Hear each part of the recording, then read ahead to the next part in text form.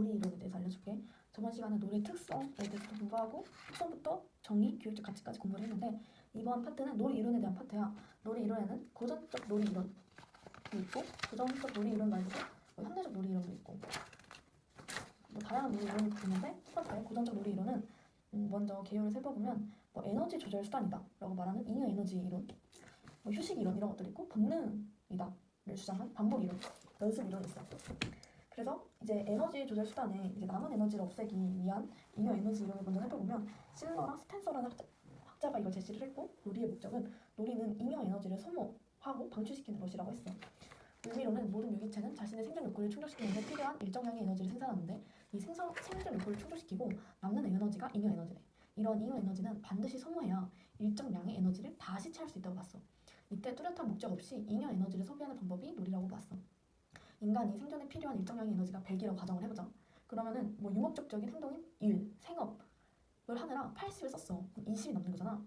이 20의 에너지는 생업이 아닌 놀이로 방출해야만 항상 100의 에너지를 또 채워서 재보유할 수 있다고 믿었어. 유아는 자신의 생존을 위해 일해야 되는 입장이 아니잖아. 그래서 잉여 에너지가 많아. 80 이 정도겠지? 이러한 잉여 에너지를 놀이로 소모하게 되므로 성인에 비해 더 많은 놀이를 한다고 본 거야. 근데 이 잉여 에너지를 비판하는 사람들은 뭐라고 비판을 했냐? 유아들이 에너지가 고갈된 필요한 상태에서도 왜 놀이를 계속하는지에 대한 이유를 밝히지 못했어. 애들이 80이 남았다고 해봐. 80을 놀이로 다 써서 지금 졸린데도 놀이를 계속해. 0이 되면 이제 자야 되는데 0이 됐는데도 졸리다는 건 이제 더 에너지가 없다는 거잖아. 근데도 놀이하고 배고파. 배고픈데도 계속 놀이해. 그럼 화장실에 가고 싶은데도 놀이하고 그런 거잖아. 그래서 이렇게 비판을 받았지. 다음으로는 이제 잉여 에너지 이론.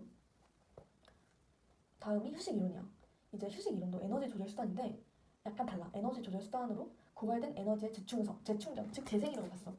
라자루스랑 패트릭이라는 학자가 주장을 했는데 놀이의 목적이 잉여 에너지 이론과는 상반된 관점이야. 일에서 소비된 에너지를 재충전하는 거다. 라자루스는 인간은 생존에 필요한 노동 일을 하면 에너지가 고갈된다고 봤어. 이제 0이 된 거야. 고갈된 에너지는 일과는 전혀 다른 성격의 활동에 참여함으로써 재충전이 될 수 있는데 그 전혀 다른 활동이 놀이다. 패트릭은 인간의 정신적인 피로감을 풀고 기분 전환을 위해 휴식하고 싶을 때 놀이를 한다. 이렇게 봤고 휴식 이론은 유아교육 기간에 하루 일과에 적용하여 정적인 활동과 동적인 활동을 균형 있게 구성하는 데 반영할 수 있대.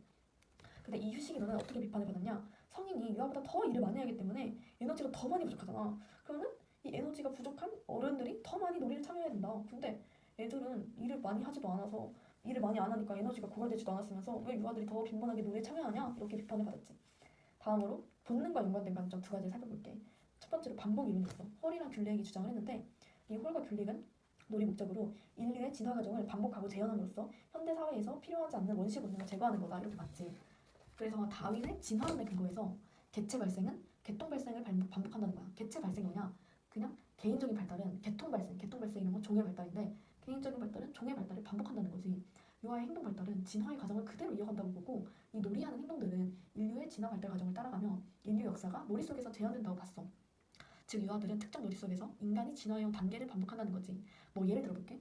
깐난쟁이가 이렇게 기어다녀. 그럼 그걸 보고 인간이 네 발로 걸었던 진화 시기가 반영된 거구나 이렇게 생각한다거나 애들이 경찰을 정하고 도둑을 정해서 경찰과 도둑 놀이를 해. 그럼 그건 경찰들이 도둑을 잡는 놀이잖아. 그러면 옳지. 옛날에 우리는 멧돼지 잡으러 다니고 사냥했어. 그거를 재현한 거야. 아니면은 곤충 잡는 채집 이런 거 채집했던 원시시대 경험 재현한 거야. 이런 식으로 인류 역사가 놀이 속에서 재현된다고 봤지. 그래서 놀이의 주요 기능을 놀이를 통해 이 종족의 본능을 모두 발산시켜 버림으로써 이 초기에 획득한 본능들 있잖아. 네 발로 기어다니고 이런 본능들을 약화시키고 이제 두 발로 걸어다니는 것처럼 좀 더 복잡한 형태의 행동으로 발전할 수 있다는 정화 기능을 본 거지. 얘네들은 어떻게 비판을 받았냐?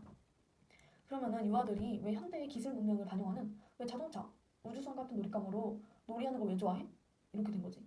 그리고 진화 과정에 따른 순서대로 놀이 발달하지 않아. 이렇게 비판하는 사람도 있고 놀이는 매우 다양하고 진화 과정처럼 순서적이거나 직선적으로 발달하지 않아. 이런 거지. 예를 들면은 봐봐. 지금 나이가 많은데도 이런 걸 가지고 놀잖아. 그러니까 이 반복 이론에 따르면은 나는 이런 걸 가지고 놀면 안 되는 거야. 근데 어른들도 인형을 가지고 놀잖아. 이렇게 진화 과정 따른 순서대로 놀이 발달하지 않아. 이렇게 비판을 받은 거지. 다음으로 본능과 연관된 관점. 두 번째가 연습 이론이야. 연습 이론. 그루스라는 학자가 연습 이론을 주장했는데 미래에 성인으로서 살아가는데 필요한 본능들을 강화해 주는 거다. 놀이의 목적은. 그래서 성인 생활에 필요한 기술을 연습하고 정교화하는 거다. 의미로는 인간은 동물과는 다르게 미성숙한 존재로 태어나잖아. 얘는 뭐 동물은 태어나자마자 네 발로 기어다니잖아. 근데 인간은 동물과 다르게 미성숙한 존재로 태어나 독립적인 성인 역할을 수행하기까지 훈련 기간이 엄청 길고 많이 필요해. 그래서 놀이는 성인이 되었을 때 필수적인 기술을 연습하고 이를 정교화시키는 데 목적이 있는 거야. 이렇게 말을 하는 거지. 이제 그루스가 봤을 때는 갓 태어난 아기나 동물은 생존에 필요한 본능들을 불완전하고 미숙한 상태로 갖고 있으니까 이 생존에 필요한 기본적인 기술을 놀이를 통해 연습하고 습득한다고 본 거지. 그래서 그루스는 연습 기능이 있는 놀이를 제안했어. 예를 들면 뭐 실험 놀이처럼 감각 및 운동적 연습을 포함하는 사물의 조작, 구성 놀이 및 규칙이 있는 게임과 같은 놀이를 하면서 성인기에 필요한 자기 조절을 연습할 수 있고, 극적 놀이를 하면서 성인이 되었을 때 수행해야 하는 다양한 역할들을 놀이를 통해서 미리 연습해보는 거야. 그럼 비판은 어떻게 받았냐? 이제 아기들이 성인으로서 살아가는데 필요한 본능들을 강화해주는 거야 했잖아. 근데 그러면은 성인이 됐어? 성인이 됐는데 성인으로서 살아가는데 필요한 본능을 강화할 필요가 없잖아. 이미 성인이 됐는데. 근데 성인이 됐는데도 이런 걸 가지고 논다는 거야. 아 맞다. 이런 게 아니지. 너희들은 내 학생이니까 착각했네. 아 미안해. 성인기에도 계속적으로 놀이를 하는 거야. 인연을 가지고 실반년을 가지고.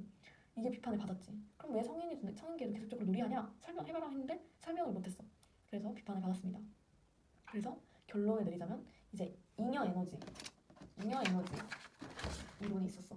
에너지 조절 수단으로서의 감정 부러지는 잉여 에너지 이론, 휴식 이론. 잉여 에너지 이론은 남은 에너지를 없애기 위해 놀이를 하는 거고, 휴식 이론은 고갈된 에너지의 재충전을 위해 놀이를 한다.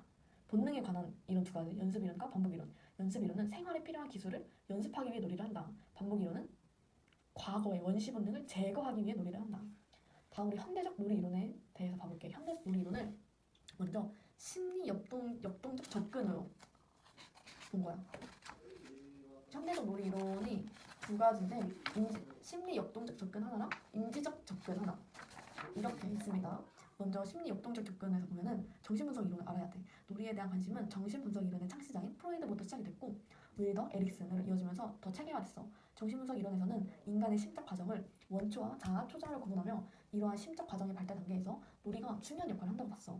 어린이의 놀이 세계는 현실과 분리되는 경우가 많잖아. 그래서 어린이의 자아가 본능적 충동과 초자아를 조절할 수 있게 되며 그 결과로 어린이의 자아가 성숙된다고 본 거지. 그래서 이 정신분석 학자인 프로이드는 놀이가 유아의 정서 발달에 중요한 역할을 한다고 봤어.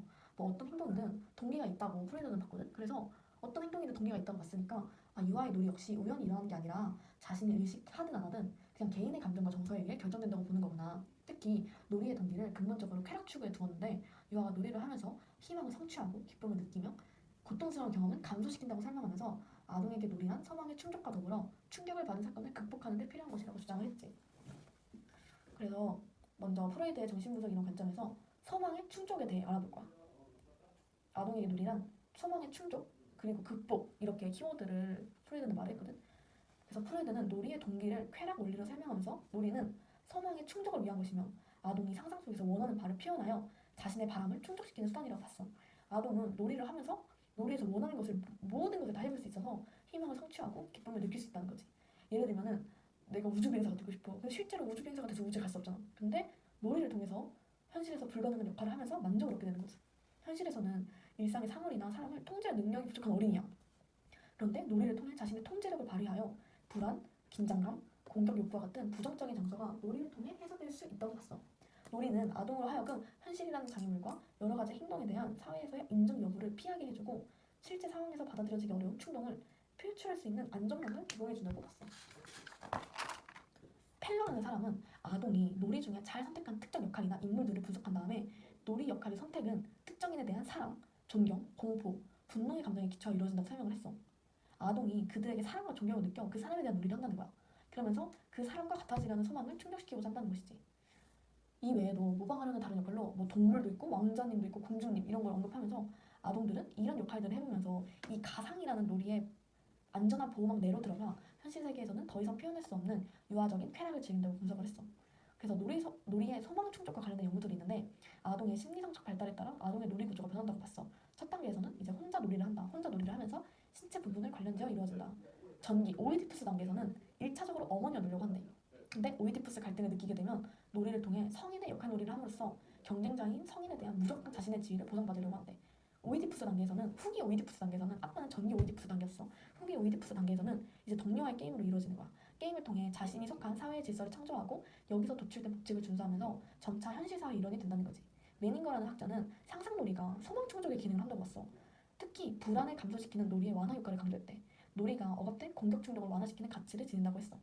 그러면 극복 관점에서는 어떻게 보냐? 프로이드는 놀이를 통해 유아가 무의식적인 동기와 본능적 충동을 배출한다고 설명하고, 놀이는 부정적인 감정을 감소시켜주는 감정의 정화 효과를 가진다고 주장했어. 특히 놀이에서의 반복과 역할 전환이라는 두 기제 때문에 유아의 정신 건강에 도움을 준대. 그래서 이 정화 효과를 가진다고 했잖아. 이 정화 효과는 반복, 역할 전환에서 일어나고. 그래서 반복을 먼저 볼게. 놀이의 극복 측면은 이 반복 충동과 관련이 된대. 프로이드에 의하면 개인은 반복 충동에 의해 충격받은 사건에 대처할 수 있게 되고, 개인은 괴로운 사건을 반복하여 점차 괴로운 경험의 상처를 약화시킴으로써 외상적 사건을 극복하는데, 유아기에는 불안을 유발하는 사건에 대처하기 위한 자아 구조나 심리적 방어벽이 잘 조직되어 있지 않아서 심리적 상처를 입기가 쉽고, 이를 대처하기 위한 반복 충동이 성인보다 더 보편적으로 일어나며 이게 놀이로 나타난대. 놀이에서 유아는 현실에서의 나쁜 경험이나 부정적 정서를 여러 번 반복해서 다루게 되는데, 이를 통해 유아는 부정적 감정을 정화시킨다고 본 거지. 즉 반복적인 놀이를 통해 유아는 자신이 지닌 정서적인 관점이나 관심이나 문제를 상징적인 형태로 전환하여 해소할 수 있다고 봤어. 아동은 놀이를 통해 실제 상황에서 크게 영향을 받았던 모든 것을 재현하는데, 이렇게 불쾌한 경험을 놀이를 통해 반복하면 그 경험은 아동이 다룰 수 있는 작은 부분으로 나누어진 효과가 있어. 이렇게 함으로써 아동은 자신에게 정서적인 상처를 준 사건의 영향력을 약화시키고 상황을 점차 극복하게 된다는 거지. 두 번째로 역할 전환을 보면, 놀이는 아동이 수동적인 희생자였던 상황에서 능동적인 극복자가 되게 해준대. 놀이는 유아가 현실을 잠시 보류하고 현실에서의 나쁜 경험을 수동적으로 봤던 입장에서 그 경험을 제공하는 능동적인 사람으로 역할을 전환할 수 있게 한대. 유아는 이러한 경험을 통해 부정적인 감정을 대체물이나 사람에게 전이하게 되고, 공격 에너지를 발산하면 공격성이 감소된다는 것을 가정하는 정화 이론과 유사한 것으로, 유아는 놀이 속에서 대리 사물이나 사람에게 자신의 부정적인 감정을 전이시켜 부정적 감정을 감소시킬 수 있게 된다고 봤어. 유아가 수동적으로 받아들이던 경험을 놀이에서 적극적인 활동으로 전환시키는 이유는, 유아가 주변의 사물이나 사람을 통제하고 지배할 능력이 없으므로 놀이에서 자신이 어른인 것처럼 가정하여 막강한 힘을 발휘해보고 싶다는 강한 욕구를 갖게 되기 때문이야. 놀이는 유아기에 경험하는 객관적 본능적 불안을 감소시키는 정서적인 기능을 한다고 봤어. 첫 번째로 객관적 본능 불안의 극복을 어떻게 하냐? 유아들은 독립적이지 못한 존재로서 자신의 기본 욕구를 충족시키려면 누구에게나 의존을 해야 하잖아. 그래서 외부 세계에 대해 불만을 가지게 되는데, 불안을 가지게 되는데, 놀이 세계 안에서만큼은 놀잇감을 가지고 놀면서 자신이 조절할 수 있기 때문에 객관적 불안감, 외부 세계에 대한 불안감을 극복하게 된다고 봤어. 본능적 불안의 극복. 본능적 불안감은 유아들이 보이는 분노, 공격성, 불합리한 공포로 표현되는데, 이러한 행동들은 현실 세계에서는 수용되지 못하며 표현되었을 때 제한을 받게 돼. 하지만 놀이 세계 안 상상놀이에서는 이러한 부정적인 정서를 자유롭게 표현할 수 있으므로 본능적 불안을 감소시킬 수 있다고 봤어. 두 번째로 왈더의 반복 강박 이론이 있어. 왈더의 정화 이론으로는 동일한 내용의 놀이가 계속 반복되는 현상을 설명할 수 없다고 주장하면서 반복 강박의 개념을 소개했어. 정화가 되었다면 왜 이 놀이가 계속 반복돼? 라고 하면서 동일한 내용의 놀이가 계속 반복되는 현상을 설명할 수 없다고 봤어. 유아가 불유쾌한 경험을 하게 되면 이를 갑자기 소화하기가 매우 어렵기 때문에 이런 경험을 놀이에 자주 반복함으로써 그 강도를 차차 약화시켜서 해결한다고 봤어. 즉 놀이의 반복을 통하여 부정적인 정서를 승화시키는 수준의 정화가 아니라 부정적인 정서를 받아들이거나 적응하는 수준의 동화를 주장한 거지. 예를 들면 만약에 엄마에게 아침에 꾸중을 들었어. 어떤 애기가 유치원에 등원을 해서 자유로운 시간에 이제 엄마 역할을 하면서 인형 혼내는 행동을 반복해. 그러면서 부정적인 정서를 천천히 약화시키며 극복하게 되는 거지. 세 번째로 심리사회적 이론을 주장한 에릭슨의 관점에서 볼게. 에릭슨은 프로이드와 왈더의 주장에 다른 차원을 첨가했어. 에릭슨은 놀이의 동기를 주관적으로 해석하는 정신분석 이론의 결정을 보완해서 놀이를 주변 환경의 숙달에 기여하는 발달적 현상으로 설명을 했어. 에릭슨은 정상적인 인성 발달에 미치는 놀이 역할에 대해 연구하고 놀이에 대한 심리 역동 이론을 확대시켰대. 에릭슨은 유아의 놀이 세계 혹은 놀이 경험의 수준에 따라 성숙되는 놀이 발달 단계를 설명하였고, 에릭슨에 의하면 놀이는 유아의 심리사회적 발달을 반영하는 단계를 거쳐 발달해가며 아동의 놀이에 정상적인 자아의 발달 과정이 반영된다고 했지. 에릭슨에 따르면 개인의 발달을 초래하는 문화적 제도와 심리성적 단계는 하나로 작동하는 두 개의 기와 같대. 이 두 힘은 자아의 발달과 함께 작용하여 심리사회적 발달을 이루고, 이러한 심리사회적 단계는 사회적 측면과 생물학적 측면의 성공적 통합에 의해 이루어진대. 놀이는, 이 말이 좀 어렵지. 심리사회적 단계는 사회적 측면과 생물학적 측면의 성공적인 통합에 의해 이루어진다. 이 말이 좀 어려운데, 놀이는 자아가 상황에 대해 갖는 불확실성, 불안, 희망이 극화되는 장이래. 유아는 놀이를 통해 현실의 요구를 충족하도록 돕는 모형 상황을 만들어내게 되는데, 이때 과거의 측면이 재생되고 재현되어 미래를 만들어가는 모델 상황을 창조함으로써 사회적 측면과 생물학적 측면의 통합을 돕게 된대. 에릭슨은 프로이드의 놀이 이론 중 특히 극복의 측면을 강조하여 이를 토대로 정서적인 어려움을 겪고 있는 아동에게 놀이 치료를 실시하였대. 프로이드의 정신분석 의미를 보면은 프로이드의 정신분석 이론의 결정을 보완하고 사회적으로 확대하여 놀이의 동기를 주변 환경의 숙달에 기여하는 발달적 현상이라고 설명을 했어. 놀이를 사회화의 주요한 단서로 파악했고, 놀이는 유아의 심리사회적 발달을 반영하는 단계를 거쳐 발전한다고 본다. 놀이의 가치로는 정서적 갈등을 해결하고 재조정하여 이행할 수 있도록 독립적인 자아 기능을 강화한다. 놀이의 역할은 놀이 세계의 확대를 통해 자아를 강화하고 사회적 관계를 확장한다고 봤어. 놀이 발달 단계를 보면은 아까 에릭슨이 유아의 놀이 세계, 놀이 경험의 수준에 따라 선택되는 놀이 발달 단계를 설명했다고 했잖아. 그 놀이의 발달 단계를 보면 첫 번째로 자기 세계 놀이 단계, 두 번째 미시 영역 놀이 단계, 거시 영역 놀이 단계, 이렇게 세 단계로 나눠지네. 자기 세계 놀이 단계는 자신의 세계가 중요해. 생애 첫 1년 동안 나타나는 놀이 형태로서 자신의 신체를 가지고 노는 시기이며 감각적 지각이나 자신의 신체를 중심으로 탐색적, 반사적 놀이를 반복하면서 자신의 세계를 탐색하는 거야. 자신의 신체와 엄마의 신체를 탐색하고 활동을 반복하는 것이 특징이지. 이를 통해 영화는 자신의 세계를 탐색하며 다른 사람과 자신이 다르다는 것을 알게 돼. 미시 영역 놀이 단계는 조그만 세계야. 2, 3세경에 나타나는 놀이로서 유아의 놀이는 놀잇감이나 사물을 조작하는 놀이로 확장이 된대. 놀잇감이나 주변 사물들을 가지고 혼자 놀이, 단독 놀이를 하면서 놀이의 즐거움을 느끼는 시기로 조작할 수 있는 놀잇감과 사물을 아는 데서 기쁨을 느낀대. 놀이를 통하여 주변 사물을 조절하고 그에 숙달되는 경험은 유아 자신을 보다 유능한 존재로 인식하게 함으로써 자아를 강화해준다. 거시 영역 놀이 단계는 대우주야. 다른 유아와 공유하는 세계가 중요하대. 유아는 놀이 친구를 갖게 되고 놀이 친구와 놀이를 시작하게 되면서 다양한 사회적 기술을 발달하는 단계야. 유아가 유치원에 다니는 시기로 다른 사람과 함께 놀이하면서 사회적 상호작용을 통해 문화와 사회적 역할을 이해할 수 있게 되는 거지. 놀이 친구와의 사회적 상호작용에 관심을 가지고 또래와 함께 다양한 극놀이를 하는 시기이기도 해. 그리고 사회적 상호작용이 이루어진 놀이는 놀이 영역을 확대해주며 자아 조절을 통해 사회에 적응해 나가는 방법을 터득하게 해준대. 그래서 이렇게 여기까지 심리 역동적 접근에 대해서 알아봤어. 그래서 심리 역동적 접근에서 보면은 프로이드의 정신분석 이론 관점이 있었고 와이더의 반복 강박 이론이 있었고 에릭슨의 심리사회적 이론이 있었고 프로이드의 정신분석 이론에는 프로이드, 펠러, 메닝거 있었지. 그래서 우리가 소망의 충족이랑 그거 알아봤는데 다시 앞에 설명을 보면은 아동에게 놀이는 소망의 충족과 더불어 충격을 받은 사건을 극복하는 데 필요한 것이라고 주장하였다. 이 정도로 볼 수 있습니다. 다음으로는 현대적 놀이 이론을 볼 거예요. 현대적 놀이 이론의 인지적 접근을 볼 겁니다. 방금은 현대적 놀이 이론의 심리 역동적 접근을 봤고 이번에는 현대적 놀이 이론의 인지적 접근을 봤어. 그래서 피아제가 나오는데 피아제는 놀이를 인지발달 이론의 입장에서 설명하고 있어. 놀이가 유아의 인지발달과 긴밀한 관계를 갖는다고 하면서 유아에게 놀이는 세상을 이해하는 데 도움을 주는 매개체 구실을 할 뿐만 아니라 인지발달의 지표 또는 부산물이라고 강조했어. 피아제는 유아의 인지발달이 동화와 조절 간의 평형을 통해 이루어지게 되는데 이때 놀이는 조절보다 동화가 우세하게 일어나는 행동이라고 봤어. 따라서 놀이할 때 유아는 새로운 지식이나 기술을 직접적으로 획득하기보다는 새롭게 획득한 지식과 기술을 연습하고 내면하는 것이라고 봤지. 놀이를 동화작용이 조절작용을 지배하는 불균형 상태로 간주를 했어. 유아는 상상을 할 때 현실에 자신의 사고를 맞추어 적응하기보다는 자신의 생각에 현실을 일치시킨다고 봤지.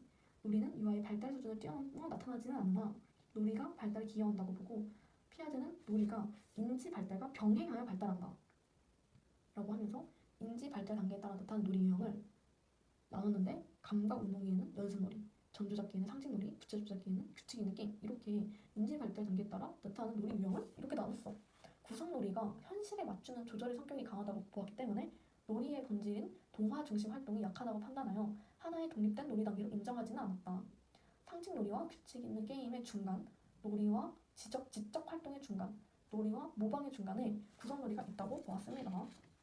그래서 여기서 중요한 문장은 피아제는 유아의 인지 발달이 동화와 조절 간의 평형을 통해 이루어지게 되는데 이때 놀이는 조절보다 동화가 우세하게 일어나는 행동이라고 본다. 이 문장이 매우 중요해. 그래서 피아제가 봤을 때 놀이의 역할이 뭐냐? 동화가 우세한 놀이의 반복을 통해 지식의 연습 및 경고화가 이루어진다. 이게 놀이의 역할이지. 그래서 발달을 어떻게 하냐? 피아제는 놀이를 인지 발달을 위한 활동, 적응이라고 보고 유아의 사고 과정은 일련의 인지적 발달 단계를 거친다고 봤어. 유아는 인지적 발달 단계에 맞는 유형의 놀이에 참여한다고도 하였지. 그 다음 피아제 다음 비고치기야. 비고치기는 인지 발달에 영향을 미치는 주요 변인이 사회문화적 상호작용이라는 점을 강조했어. 유아가 생활 환경에 적응하기 위해서는 익혀야 할 지식, 기술 및 문화적 가치와 신념이 있고 이것들은 유아 주변의 부모, 교사, 형제, 친구 등과의 상호작용을 통해 형성된다고 본 거지. 유아는 친구나 성인들과 지지적인 상호작용을 하는 과정에서 사회문화적으로 적절한 아이디어 표현 및 문제 해결 방법들을 발견하게 돼. 이러한 사회문화적 상호작용을 원활하고 풍부하게 하는 것이 놀이이고 놀이를 단지 인지발달의 부상놀이 아닌 유아의 인지발달에 직접적인 역할을 담당하며 지지하는 활동으로 보았어. 그래서 놀이란 아동의 인지가 발달하면서 자연스럽게 나타나는 행동이 아니야. 아동이 환경에서 부딪힌 문제를 해결하기 위해 노력하는 과정이라고 봤어. 그래서 비거치기는 놀이가 인지 발달을 주도한다. 땅탕탕 결론을 내린 거지. 왜냐? 놀이를 통하여 유아의 잠재적인 능력이 드러날 수 있고 놀이는 유아가 더 높은 수준의 기능을 획득하도록 유아의 근접 발달 지대 내에서 비계를 제공하지 않냐. 그러면서 발달을 촉진시키는 거다라고 봤지. 돋보기에 쫓단과 같이 놀이는 모든 발달 경향들을 압축된 형태로 포함하고 놀이 그 자체가 발달의 중요한 원천이 되는 거야. 인지 발달에 미치는 놀이의 역할로는 비거치기는 놀이가 고등 수준의 기능을 획득하도록 돕고 유아의 근접 발달 영역 내에서 비계 설정을 제공하면서 발달을 촉진한다고 봤지. 그래서 사물과 행동으로부터 그러니까 유아가 사물 그리고 행동으로부터 그 의미를 분리하여 추상적 사고력을 촉진한다고 봤어. 비거치기는 유아가 경험하는 상징 놀이는 유아로 하여금 사물과는 독립적으로 의미를 생각할 수 있도록 하며 이런 경험들은 추상적 사고에 있어서 핵심적 역할을 한다고 봤어. 놀이에 필요한 사물을 주변에 있는 다양한 물건으로 대체함으로써 실제와 가상의 세계를 넘나들며 사물로부터 의미를 분리하는데 이는 고등 사고 능력인 추상적 사고의 발달이 시작되는 거래. 예를 들면 깐난쟁이들은 의미와 사물이 하나로 포함되어 있기 때문에 추상적 사고가 불가능해. 따라서 실제 말을 봐 이게 말인 거지. 머릿속에 말을 떠올려봐 라고 한다고 해서 깐난쟁이들은 떠올릴 수 없어. 근데 만약에 얘가 커서 상징놀이를 하게 되잖아? 그러면은 이제 실제 사물을 대신하여 막대기를 사용할 수 있게 되는데 얘는 막대기를 사용한다는 말이 이거를 떡볶이라고도 할 수도 있고 나뭇가지라고도 할 수 있고 지팡이라고도 할 수 있고 뭐라든지 할 수 있는 거야. 이러한 경험이 이제 사물로부터 의미를 분리하기 시작하는 첫걸음이 된다는 거지. 그 결과 유아는 자신이 나타내는 사물과는 독립적으로 이제 의미를 생각할 수 있게 돼. 그래서 놀이는 유아에게 사회적 지지를 받는 학습 맥락을 제공할 수 있대. 유아는 근접 발달 영역 내에서 유능한 또래나 성인에 의해 일시적인 지원이나 비계 설정이 제공된다면 혼자서는 할 수 없었던 활동에 참여할 수 있게 되고 이러한 과정은 유아의 지식이나 기술을 보다 높은 수준으로 끌어올리는 역할을 해. 놀이는 이러한 형태의 비계 설정이 일어날 수 있는 자연스러운 학습 맥락을 제공한다는 것이지. 놀이 상황이 근접 발달지대 역할을 해서 이 놀이 상황에 요구되는 사회적 규칙을 지키면서 사회적 지식도 습득할 수 있어. 놀이가 학습을 촉진하는 자조적 도구, 자기 조력적인 도구가 된다고도 봤지. 놀이는 자기 조력적인 도구이다라는 것은 이제 놀이는 더 높은 수준의 기능을 획득하도록 근접 발달 영역에서 비계를 제공하여 추후 발달을 증진시키기도 한다는 거야. 예를 들면 유아가 놀이를 하면서 종종 발달적으로 자기 자신을 앞서가는 것처럼 보일 때가 있어. 자기 평균 나이보다 더 성숙하거나 평상시보다 좋게 행동할 때도 있고 이처럼 실제 상황에서는 불가능했던 개념적 이해가 놀이 활동을 통해서 이루어지고 유아 자신이 잠재적으로 가지고 있는 새로운 능력을 개발하게 된다는 거야. 유아는 놀이를 통하여 자신의 비계를 스스로 설정하는데 자기 조절, 언어 사용, 기억력, 타인과의 협동 영역에서 자기 자신을 확장시키는 것이라고 할 수 있지. 상징놀이는 유아의 실현될 수 없는 욕망을 극복하도록 도와주는 상상의 상황을 창조하기도 하고 놀이의 성공적 수행을 위한 행동 규칙이 내재되어 있으므로 놀이 상황을 통해 자기 조절력이 발달하게 되는 거지. 그러면은 놀이 개입을 어떻게 해야 되냐? 비거치기는 아동이 유능해지려면 자기 조절 능력을 발전시켜야 한다고 주장을 했어. 유아가 항상 자기 자신을 조절할 수 있는 게 아니잖아. 그래서 성인이 가끔 이런 조절을 도와줘야 돼. 어린 연령 유아들의 경우 부모가 관심을 지도하고 유아가 그 과업을 성취할 수 있도록 일깨워주고 유아의 성공을 평가해줘야 돼. 근데 유아가 연령이 높아지잖아? 그러면 성인이 조절해준 역할은 점차 줄어들고 유아가 독립적으로 자기조절 기능을 수행할 수 있도록 격려해주는 것이 중요해. 비거치기는 유아의 자기조절 능력을 발달시키기 위해 성인이 유아와 놀이하는 동안 수행할 수 있는 행동 유형을 제시했어. 유아의 능력 이상의 과제에 대해서는 성인이 책임을 진다. 첫 번째야. 때때로 유아는 놀이를 하면서 극복할 수 없는 장애에 당연히 직면하게 되잖아. 이때는 그냥 성인이 직접적으로 활동을 조절해주는 것이 좋아. 두 번째 행동 유형은 유아가 완수할 수 있는 수준 이상이지만 아동의 근접 발달 지대 안에 있는 과제일 경우 성인은 힌트, 질문, 격려 등으로 유아를 안내한다는 것이야.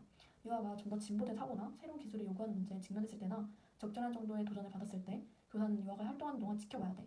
이 시점에서 성인의 신중한 개입은 유아에게 독립적으로 학습할 수 있는 방법을 가르쳐주고 개념과 능력을 갖도록 촉진할 수 있어. 즉 아동이 스스로 활동을 수행할 수 있도록 안내해야 되는 거야. 세 번째 행동 유형은 유아가 쉽게 완수할 수 있는 과제에 대해서는 유아에게 전적인 책임을 준다. 이거야. 교사가 문제 해결을 도울 때 유아가 성인에 대한 의존감을 갖지 않도록 하는 것이 중요해. 그래서 유아가 스스로 수행할 수 있는 시점에 도달하면 교사는 모든 도움을 제공하지 말아야 한다는 것이지. 그래서 이렇게 세 가지 정도 성인이 유아와 놀이하는 동안 수행할 수 있는 행동 유형에 대해서 알아봤습니다. 다음으로는 브루노와 서튼 스미스가 나와요. 브루노와 서튼 스미스는 놀이를 통하여 유아의 창의성과 사고의 융통성이 증진될 수 있음을 주장하였어. 놀이가 유아의 특정 기술의 연습이라기보다는 융통성의 발달에 따른 성인 생활의 준비를 위한 것이라고 설명했고 이러한 융통성은 유아가 여러 문제 상황에 직면했을 때 해결 방법을 찾는 데 큰 도움을 줄 수 있을 거라고 믿었지. 그래서 초기에 브루노는 놀이의 분화와 기능적 통합을 강조했고 놀이가 유아기 이후의 삶에서 중요한 문제 해결 능력에 어떻게 기여하는가에 초점이 맞춰져 있어. 놀이에서는 방법이 목적보다 더 중요하고 결과보다 과정이 더 중요하다고 지적하면서 놀이를 할 때 유아는 목표 성취에 대한 걱정이 없기 때문에 부담 없이 다양한 행동을 새롭게 조합하고 실험을 자유롭게 할 수 있다고 봤어. 놀이는 유아의 선택 행동의 범위를 넓힘으로써 문제 해결에서의 융통성을 증진시킨 거지. 달성해야 할 과제나 목적이 없는 자유로운 놀이 상황은 유아로 하여금 다양한 방법을 통한 문제 해결 과정에서의 새로운 시도를 가능하게 하고 선택의 기회를 많이 갖게 함으로써 사고의 융통성을 길러준다고 봤어. 유아는 놀이 중에 새로운 연합적 행동을 탐색한 후에 이를 현실적 문제 해결에 적용한다고 하였습니다. 추가된 견해가 있는데 놀이는 사고의 서술적 양식의 발달을 촉진한다. 유아는 순서적이고 서술적인 방식으로 지식을 조직화하는데 놀이 경험은 유아의 언어적, 논리적 부분을 연결시켜주는 직접적 역할을 제공한다는 것이다. 예를 들면 사회 글놀이를 할 때 유아들이 본인들이 구성한 서술적 이야기를 실행하게 되지. 이런 놀이에 참여하면 유아들은 서술적 능력을 학습하고 완성할 기회를 제공하고 결국 유아의 서술적 사고 능력을 촉진하게 되는 것이다. 소프트 스미스는 상징적 전환, 상징적 변형, 가상적 변형, 가정을 통해 융통성이 증진된다. 유아가 상징놀이에서 경험하는 일련의 과정이 인지적인 면에서 유아의 상징적 전환을 촉진시키고 결과적으로는 유아의 사고 융통성을 증진시킨다고 본다. 놀이에서는 현실의 관습적이며 고정적인 사고에서 벗어나 유아가 주체가 되어 무엇이든지 의미를 부여하여 상상대로 가능하게 된다. 이걸 통해서 유아들은 기존에는 생각하지도 못한 아이디어가 새롭고 독특한 방법으로 결합되어 창의적 사고가 확장하며 사고의 융통성이 증진될 수 있다는 거지. 그래서 소프트 스미스는 초기에는 적응 잠재성을 중요하게 생각했는데 놀이 경험 결과를 통해 유아는 다양한 선택권이나 대안책을 잘 고려하게 되고 동시에 그것이 융통성을 향상시키게 된다고 봤어. 그래서 최근에는 적응 잠재성이 아니라 적응 가변성을 좀 중요하게 여기는데 이거는 미래 세계의 적응 가변성을 보장한다는 거야. 급변하는 환경으로 인해 인류는 미래를 이제 예측할 수 없고 더 이상 미래에 필요한 지식과 기술도 예단할 수 없어. 그래서 발달하는 유아의 적응 잠재력은 정확하고 고정적인 행동과 반응 유형을 이끌어낼 수 있는 고정된 적응이 아니라 급변성, 조잡성, 예측 불허성, 상당한 광의성을 고려해야 하고 놀이에는 이런 특징이 있다고 봤어. 놀이는 유아의 적응 가변성을 보장해주는 중요한 역할을 한다고 봤지. 그 다음 학자는 싱거야. 싱거는 놀이의 의미를 인지와 정서의 관계성에 관심을 가지면서 놀이에 대한 구성주의적인 인지, 정의적 측면을 제안하였어. 놀이는 프로이드가 말한 것처럼 유아의 정서적 미성숙에 기인하는 방어 기제로 피아제가 말한 논리적 결핍에 기인하는 수단으로 단순히 기능하는 것이 아님을 강조하였어. 그래서 놀이의 역할이 무엇이라고 봤냐? 놀이는 외부 세계로부터 혹은 뇌 활동과 같은 내부 세계로부터 들어오는 자극의 비율을 조절하는 방법을 제공하는데 놀이를 통하여 유아는 내적, 외적 자극의 유입을 적절히 조절할 수 있게 된 거지. 그 결과 유아는 과잉 자극으로 인한 놀람이나 최소 자극으로 인한 지루함과는 다른 즐거움의 정서를 경험하게 되고 이러한 정서의 경험이 인지 발달과 정서 발달에 기여하게 된다고 봤습니다.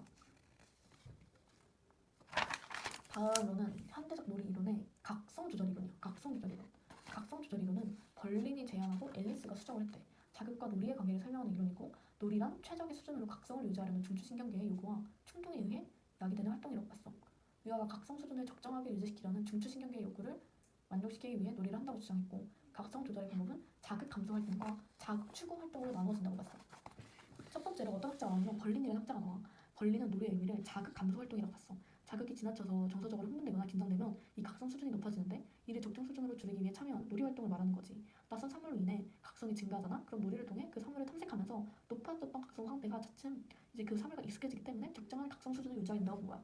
놀이는 어떤 역할을 하냐? 자극의 감소를 통해 최적의 각성 상태를 유지하고 인간은 자극이 과도한 상황에서 각성이 매우 높은 수준으로 증가하면 불안해하고 그렇기 때문에 이를 해결하기 위해 자극을 감소시키는 활동을 한다고 봤어. 그럼 앨리스는 어떻게 수정했냐? 놀이의 의미를 자극 추구 활동으로 봤어. 자극이 충분하지 않을 경우 각성은 현저히 낮은 수준으로 떨어지잖아. 그러면은 유아들은 지루하고 심심해. 그러면은 이를 적정 수준으로 끌어올리기 위해 참여하는 놀이 활동이라는 거야. 새롭고 특이한 방법으로 사물을 사용하고 행동하여 자극을 증강시킬 수 있대. 놀이는 어떤 역할을 하냐? 자극의 추구를 통해 최적의 각성 상태를 유지한다고 봤어. 벌린과 반대로 인간의 각성이 낮은 수준에서 각성을 적정 수준으로 고취시킬 수 있는 자극 생산 활동에 참여한다고 봤지. 그래서 놀이터와 놀잇감을 설계 및 이용해 많은 시사점을 줬어. 페인이라는 사람은 앨리스와 같은 의견으로 놀이는 유기체가 필요로 하는 다양한 자극을 제공한다고 봤어. 인간은 최적의 각성 상태를 유지하기 위해 자극이 결핍되어 지루해지면 새로운 환경적 자극을 만들어내기 위해 놀이를 한다고 봤지. 그래서 놀이가 어떤 역할을 한다고 봤냐면 놀이는 운동적 자극, 신체적 자극, 지각적 자극, 지적 자극 등 다양한 자극을 제공하게 되는데 유아는 자극이 결핍되어 있을 때 놀이를 통해 이러한 다양한 자극을 추구하게 된다고 봤어. 놀이를 진행하는 과정 속에서 불확실성과 호기심을 유발하는 새로운 상황이 자극들이 만들어지게 되고 이는 계속적이면서도 수능적으로 창조가 된대. 다음으로 현대적 놀이 이론은 상위 인지적 접근으로 또 볼 수 있어. 상위 인지적 접근에는 첫 번째로 상위 의사소통 이론이 있다. 상위 의사소통 이론에는 베이트스이라는 학자가 있는데 베이트스에 의하면 유아들은 놀이 상황이 실제가 아니라 단지 지금은 놀이 중이라는 놀이 틀 맥락을 설정하고 실제와 놀이를 구분해서 놀이하면서 놀이 상황의 수준을 고려할 수 있다는 거야. 놀이 틀은 무엇이 놀이이고 놀이가 아닌지 혹은 놀이 세계인지 실제 세계인지 그 사이의 관계에 대한 놀이 참여 구성원 간의 암묵적인 동의를 말해. 레비가 주장을 했지. 유아들은 놀이에 참여하기 전에 놀이에서 일어나는 상황이 실제가 아니라 단지 놀이라는 것을 알게 하는 지금 놀이 중이라는 놀이의 틀이나 맥락을 설정하고, 놀이들은 상징적인 신호로 자신의 행동이 실제가 아니라 단지 놀이 중의 한 행동이에요, 이걸 전달하는 역할을 해. 그래서 베이트스는 유아의 놀이와 상의 의사소통의 관계에 초점을 맞추어 놀이 행동을 설명하였어. 놀이에서 상의 의사소통을 통해 역할의 틀을 형성하고 재형성화하는 능력을 강조하며, 상의 의사소통이 유아의 논리를 성공적으로 지속하는데 매우 중요한 역할을 한다고 설명했어. 그 중에서도 이제 상의 의사소통 이론이잖아. 가상 의사소통 그리고 상의 의사소통, 이게 두 개가 있는데, 가상 의사소통이란 유아가 역할을 맡아 그 역할에 적절한 말투를 사용하면서 나타나는 의사소통이야. 설정해놓은 놀이 틀 내에서 이루어지는 거고, 유아는 놀이 역할 속의 나로 자신의 가상 역할에 몰두하면서 말하고 행동한대. 뭐 예를 들어볼까? 두 유아가 병원 놀이를 하고 있어. 한 유아는 의사 선생님 저 지금 너무 아파요, 저 치료해주세요 라고 말하면 가상 의사소통인 거지. 다음으로 상의 의사소통을 보면, 상의 의사소통이란 놀이의 상황, 행동, 사물 등을 놀이 친구에게 이해시키고 설명해주기 위한 의사소통을 의미해. 자신과 놀이 상대자의 실제 정체를 인식하면서 놀이에 사용된 사물과 행동의 실제 의미에 대해서 인식하는 거야. 놀이하는 유아와 놀이 상대자가 현실에서 누구인지를 아는 것뿐만 아니라 가장한 역할에 대해서도 이해한다는 거지. 예를 들면 우리 지금 가짜로 싸우는 거라고 하자. 자, 이렇게 말하면서 상대방에게 자신의 가석화를 알리는 경우 상의 의사소통을 사용한다고 볼 수 있어.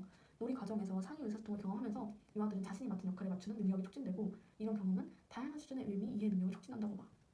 이렇게 놀이가 지속되고 유지되기 위해서는 놀이자 간의 합의와 공유된 이해가 필요하잖아. 그럴 때 상의 의사소통을 통해 놀이에서 각자의 역할을 충실함으로써 문제를 해결하거나 놀이자 간의 합의가 이루어져 풍부한 놀이를 확장할 수 있다고 봤어. 예를 들면 가상 놀이를 하는데 문제가 발생을 하면 놀이 틀을 깨고 나와, 아 우리 이거 그냥 이렇게 하자, 여기 현실로 나와 문제를 해결하고, 자 다시 놀이 틀 안으로 들어가 놀이를 하는 거지.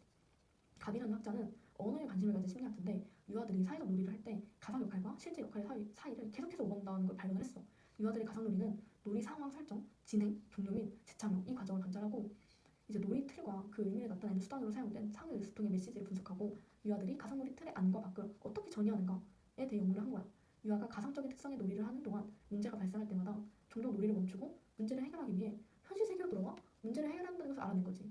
유아가 사회 급놀이 과정에서 개인적 경험과 정서를 조정하고 협상하며 놀이 주제를 정하고 상대방과 상징적 개념을 공유하며 확장해 나가기 위하여 의사소통과 상의 의사소통을 전략적으로 사용한다고 봤어. 가비는 상상놀이와 사회적 놀이가 진행되기 위해 유아가 역할을 선택하고 놀이를 계획, 수행하며 이러한 과정을 함께 놀이하는 상대방에게 알려주기 위한 특별한 언어 기제를 사용한다고 보고, 이러한 의사소통의 예를 다음의 내용으로 제시했어. 놀이 언어. 사회적 놀이에서의 언어 기제에서는 첫 번째, 준비 말하기가 있어. 우리 같이 놀자. 우리 인형 놀이 할래? 이 인형 내 거야. 준비 말하기. 그 다음에 가상 놀이를 위한 암묵적 지시하기. 얘는 자신의 변형. 내가 이제 의사야. 타인의 변형. 너는 환자해. 공동 역할의 변형. 우리 다 간호사라고 하자. 자기 행동의 변형. 내가 약 만들고 있어. 타인 행동의 변형. 너는 지금 다리가 부러진 거야. 공동 행동의 변형. 우리 구급차에 탔다고 하자.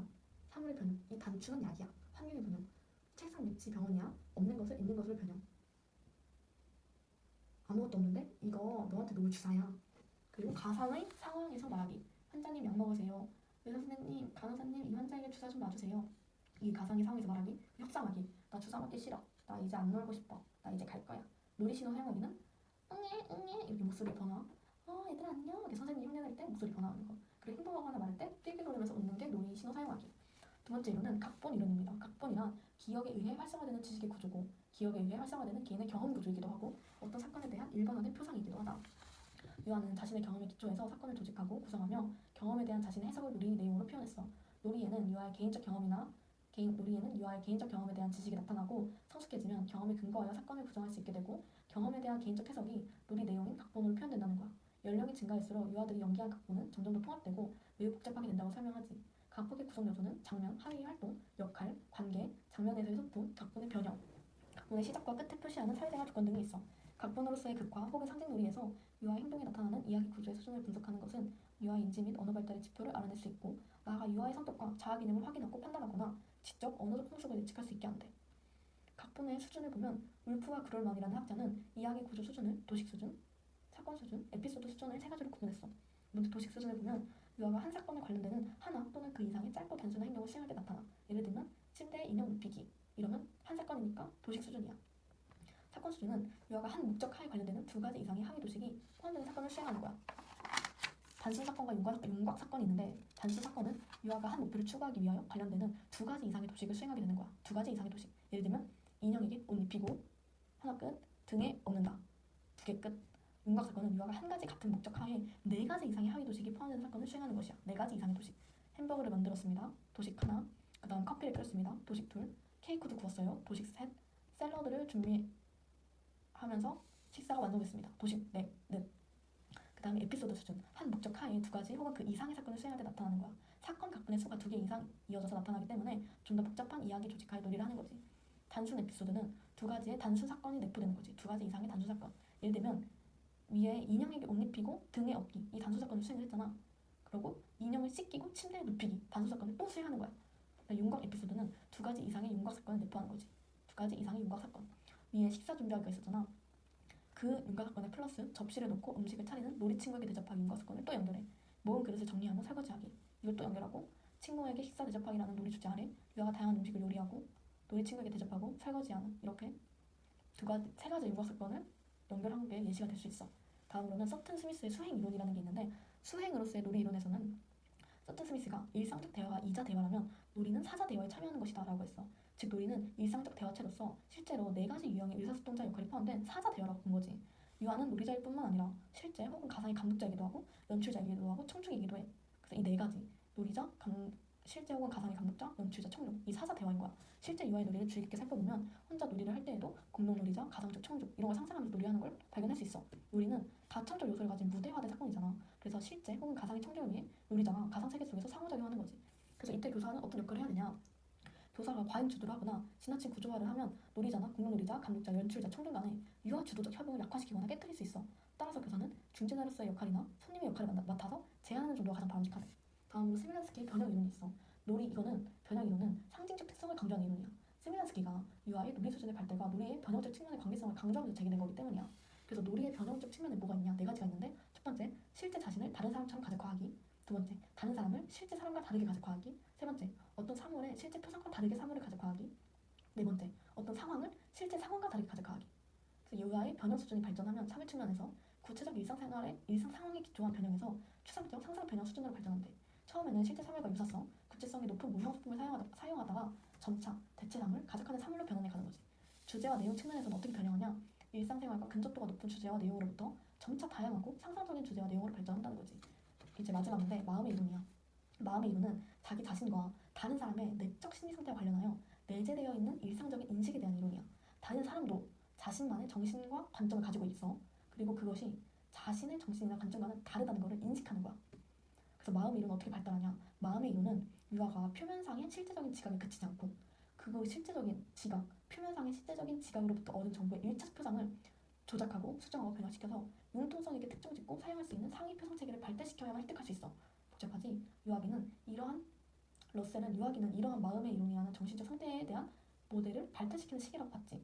상징놀이는 유아가 다른 사람의 정신과 관점의 존재를 인식하고 나아가 자신과는 다를 수 있는 다른 사람의 정신과 관점을 수용하게 하는 훌륭한 도구래. 그래서 상징놀이에 참여하도록 훈련받은 유아는 그렇지 않은 유아에 비해 마음의 이론 과제를 보다 일찍 수행하는 것을 발견했대. 그래서 많은 연구들은 유아의 마음의 이론 발달에 있어서 상징놀이와 긍정적 관련성이 있다, 이거를 시사하고 있다고 합니다. 이렇게 해서 놀이 이론이었나?